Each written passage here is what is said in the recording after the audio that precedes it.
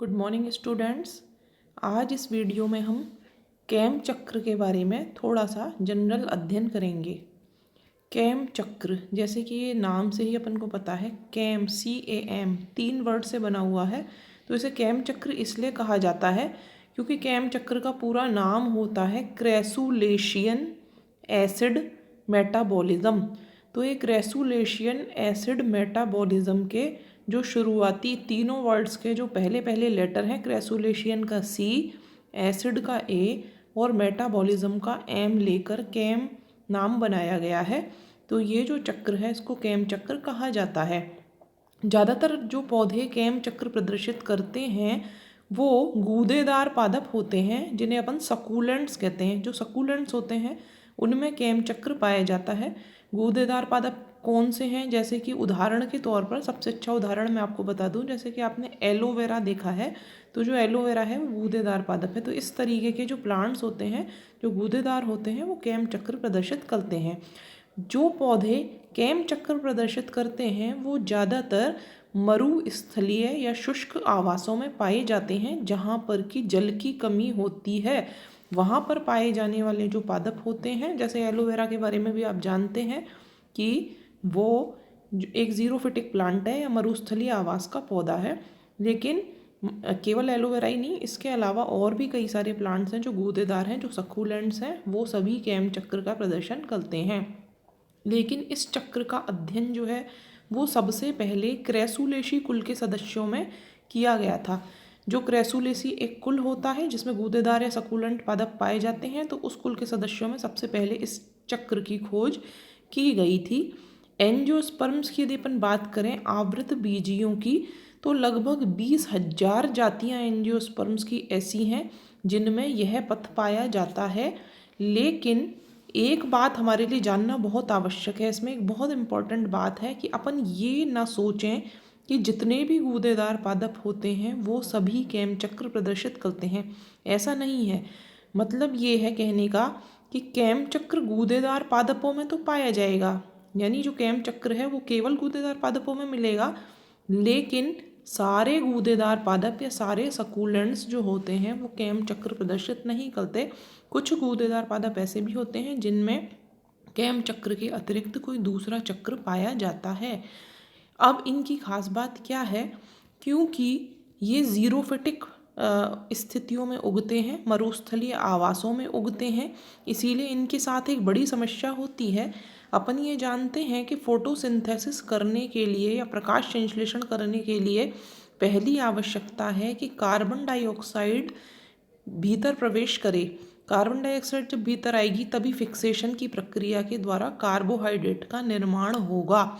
लेकिन ये एक समस्या होती है ज़ीरोफिटिक प्लांट्स में कि जो CO2 है वो अंदर एंटर कैसे करेगी, वो अंदर एंटर करती है रंध्रों के द्वारा।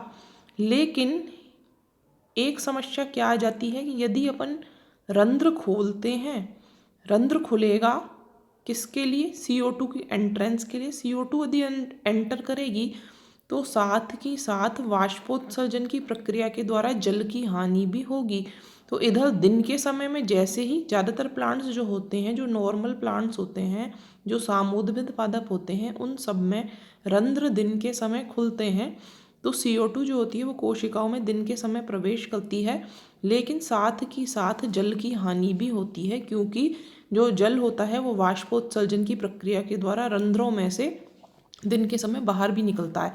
लेकिन जो सामुद्रिक पादप हैं वो तो जल की इस क्षति को सहन कर सकते हैं, लेकिन ये पादप जो हैं जिनमें कैम चक्र पाया जाता है वो ज़ीरोफिटिक प्लांट्स हैं और जल की इतनी हानि को वो सहन नहीं कर सकते, क्योंकि वो पहले ही ऐसी परिस्थितियों में उगते हैं जहाँ पर कि जल की कमी होती है। तो इससे बचने के लिए अब प्रॉब्लम क्या आ गई प्लांट के साथ कि उसको प्रकाश संश्लेषण तो करना है, क्योंकि यदि प्रकाश संश्लेषण नहीं करेगा तो भोजन कैसे बनेगा।